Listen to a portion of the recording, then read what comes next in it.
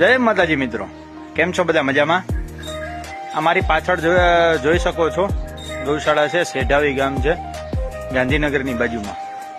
ત્યાં આપણે આખી ગૌશાળાનું કામ કરેલું છે. આ છે આપણો શેડ,